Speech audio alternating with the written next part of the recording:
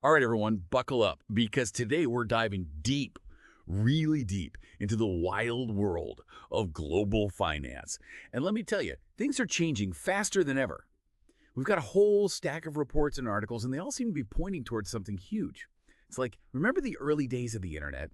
All that buzz about a whole new world? Well, this feels similar, but for money, for the whole financial system. And it's not just small tweaks here and there. We're talking potentially seismic shifts.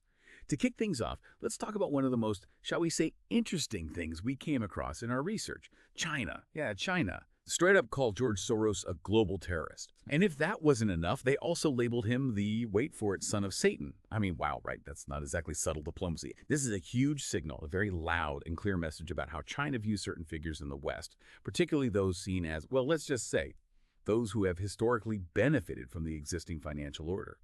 And get this, to make things even spicier, we dug a little deeper and found out that Gary Gensler, The head honcho over at the SEC, the main Wall Street watchdog, yeah, he's met with Soros multiple times. Now, I'm not saying there's anything inherently wrong with that, but given China's stance, it definitely raises some eyebrows, don't you think? What were they discussing? What's the nature of their relationship? It's a bit of a head scratcher for sure. And as if we needed more drama in this financial thriller, we have the former Fed chair, Alan Greenspan. In this clip, he practically brags about the U.S. government's ability to just, well, print its way out of debt. Here, have a listen to this. pretty bold, huh? Just print more money, problem solved. Of course, it's not quite that simple. This brings us to a whole other debate about inflation and whether it's essentially a hidden tax on everyone. Some argue it's a way for governments to chip away at their debt without technically defaulting.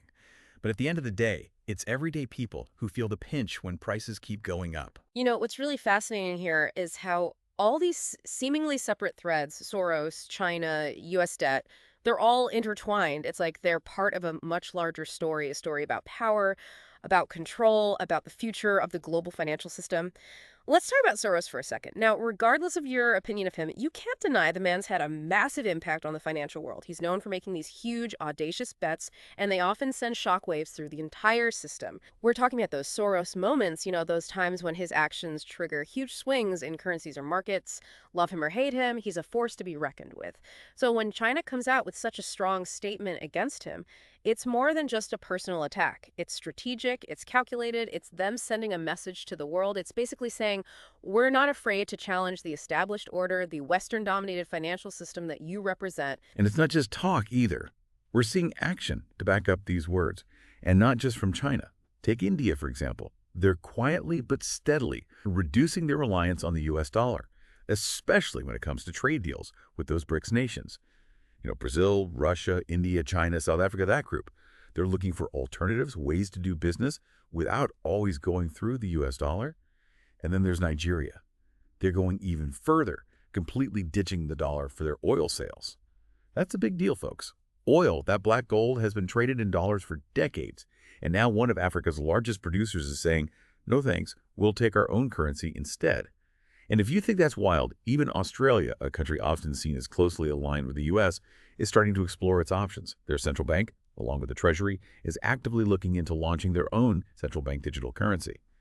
A CBDC, like we've talked about before, that's a pretty clear sign that they're at least considering a future where they have more control over their financial destiny, where they're not solely reliant on the U.S. dollar. Yeah, all of this points to a trend that's been bubbling under the surface for a while now. It's called de-dollarization, and it's basically what it sounds like. Countries are looking for ways to move away from the U.S. dollar's dominance. They want alternatives, they want more autonomy, and they're starting to make moves to achieve that. And this whole de-dollarization thing, it's not some crazy new idea. It's happened before many times throughout history. Empires rise, empires fall, currencies rise, currencies fall. It's the circle of life, financial addition, the dollar's dominance. It's not some unbreakable law of nature. Exactly. It's built on this idea that it's the safest, most stable currency out there. But when more and more countries start to question that, when they start looking for other options, well, it's like kicking one of the legs out from under a table. The whole thing starts to wobble. And the thing is, it's not just about countries shifting their strategies. We're also seeing this massive wave of interest in, you guessed it, digital assets. Yeah. Crypto, Bitcoin, the whole shebang. BlackRock, for instance, they're not exactly known for being cowboys, right? Yeah. These guys are about as mainstream institutional as it gets. And they're sitting on a mountain of Bitcoin. Over $23 billion worth. Yeah, that's not just them dipping their toes in the water. That's a cannonball into the deep end. It makes you wonder, what do they know that maybe the rest of us don't? Are they hedging their bets, thinking, okay, if this whole system goes belly up, at least we've got our Bitcoin stash? Or are they playing a different game altogether? Right. Like, are they trying to position themselves as the power players in this new financial landscape, whatever that might look like? And then, of course, there's the whole CBDC thing. We talked earlier about those concerns over government overreach, and it's a serious issue, no doubt. It's a Pandora's box, really. On one hand, you've got this potential for amazing innovation, more efficient transactions, greater financial inclusion. But on the other hand, you've got this very real possibility of a dystopian future. Imagine a world where every single penny you spend is tracked, analyzed, potentially even controlled by some central authority. Yeah, it's like walking a tightrope, trying to balance the potential benefits with the very real risks. And it's not just governments grappling with this, it's individuals too. We're seeing this huge surge in people investing in cryptocurrencies, and for many of them, it's not just about making a quick buck. It's about taking control of their own financial destiny, about opting out of a system they see as rigged or unstable. It's this fascinating tug of war, right? On one side, you've got the powers that be, the governments, the central banks, the big institutions, all trying to hold on to control. And on the other side, you've got this decentralized grassroots movement powered by technology and this belief in a different way of doing things. It's a battle for the future of finance, plain and simple, and it's playing out right in front of our eyes. But hey, it's not just about these big players duking it out, governments versus crypto and all that. There are other players in the game. Companies using tech in some seriously innovative ways that could completely change how we think about money and finance. One company that's been on our radar is Ripple. They've been quietly, strategically positioning themselves right in the middle of all this. Like they're trying to build a bridge between the old world of finance and this new world of digital assets. And they're not just dipping their toes in the water. They're forging partnerships, building infrastructure, making things happen. Yeah, for instance, we found information about their deal with Bitstamp, big cryptocurrency exchange. Right. Well, they're teaming up to launch a derivatives exchange. And the kicker, it's going to be built on the XRP ledger. Now, for those who aren't familiar with derivatives, just know they're a huge part of the traditional financial system. Huge. So this move by Ripple, it's like they're saying, hey, we're not here to tear everything down. We're here to connect the dots to bring the best of both worlds together. And it's not just about the technology either. They're playing the long game, building relationships with governments, getting those key players on board. Yeah, we found out that a former Ripple executive is now advising the Australian government on their CBDC project. Talk about being in the right place at the right time. It's strategic, it's savvy, and it seems to be working. Remember that UN report we mentioned earlier? The one that talked about a new global financial system? Well, guess who got a shout out? Ripple. Bingo. They were mentioned alongside Stellar as potentially playing a big role in all of this. That's not nothing to be singled out like that by the UN. It shows they're being taken seriously, that their ideas are resonating. It's like the world is finally starting to wake up and realize, hey, maybe there's a better way to do this whole money thing. Now, here's something to chew on. Ripple's technology, it's specifically designed to handle massive, and I mean massive amounts of transactions.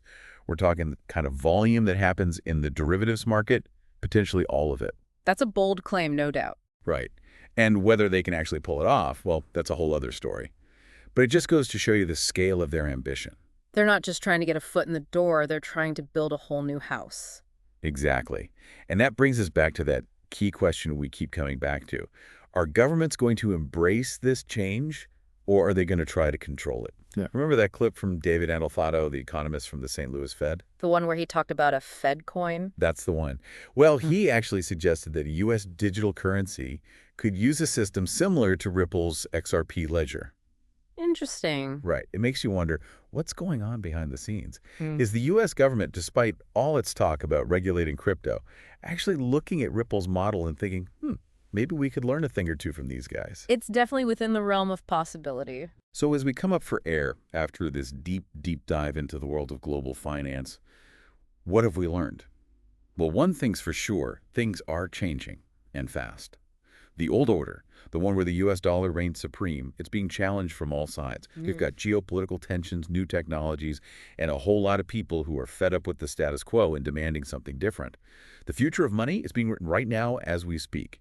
And the big question is, what role will we play in all of this? Are we going to be active participants helping to shape this new world?